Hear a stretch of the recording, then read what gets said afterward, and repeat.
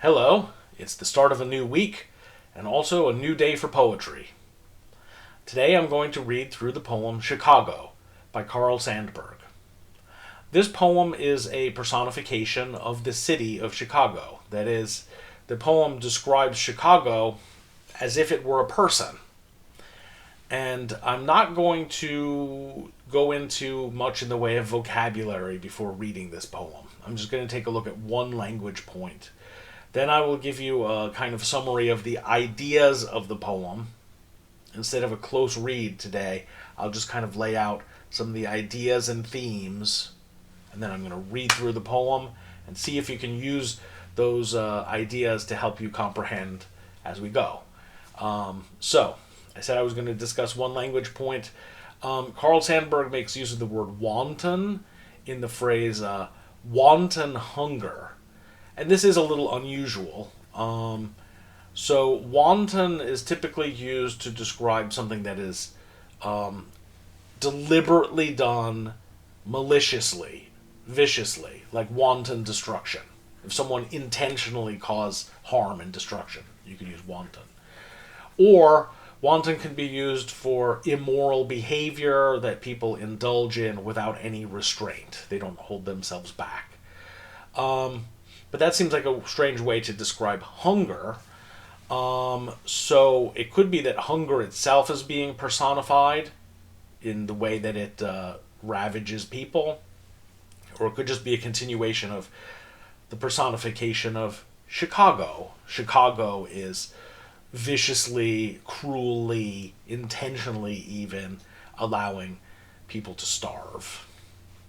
So that also provides you a bit of a hint to one of the themes of this poem.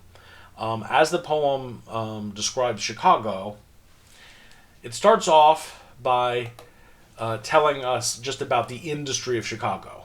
It describes Chicago as a hog butcher, tool maker, stacker of wheat, because these are some of the industries that are done in Chicago at the time that this poem was written. Then it goes into sort of a catalog of the bad points of Chicago, that people criticize the city by pointing these things out, right? Chicago is wicked, it's evil, because it has immoral behavior there. It has prostitution on the streets. Chicago is crooked, that is, it's corrupt. People commit crimes, they get away with it, they're not punished, they're set free. And Chicago is brutal.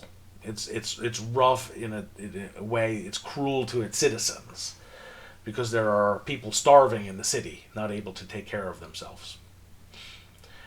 So then the poet accepts all of these as true. Yes, Chicago is all these bad things, but, and he comes back basically celebrating Chicago for its toughness, saying, yeah, you might sneer at my city, look at it like, oh, I don't approve of that.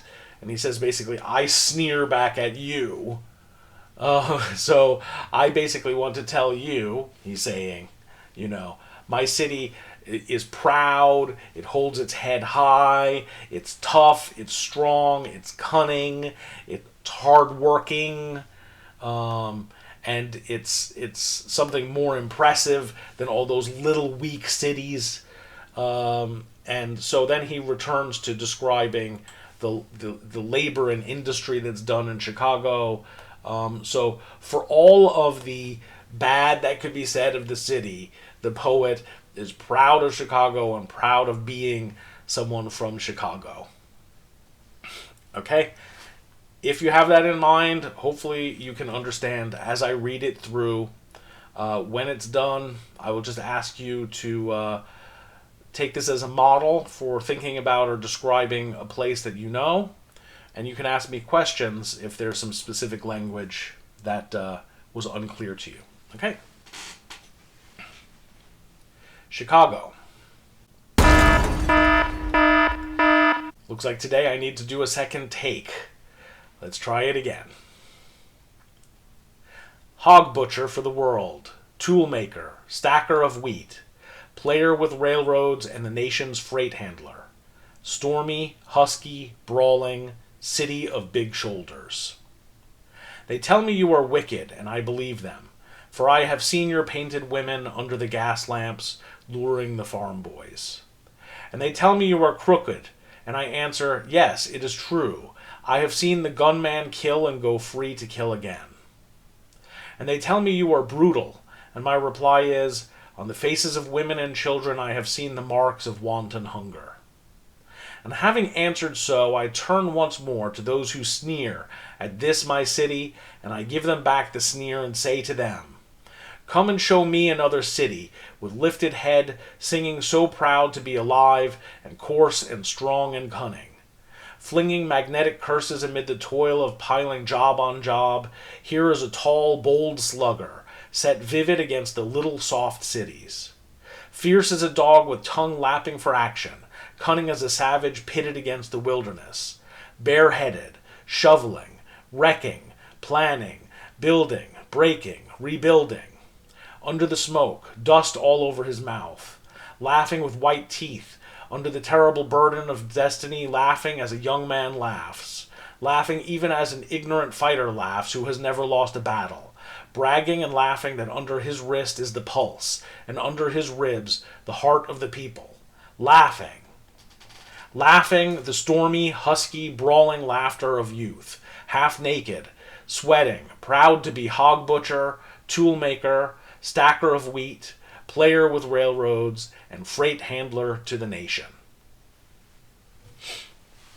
So there you have it. This is what Carl Sandburg has to say, both in condemnation and in defense of his city of Chicago. Can you think of ways that you might describe your own hometown, home state, or home country in similar terms? Well, let's find out. So I'm going to leave it off there, and I hope you have a pleasant day. Speak to you again soon.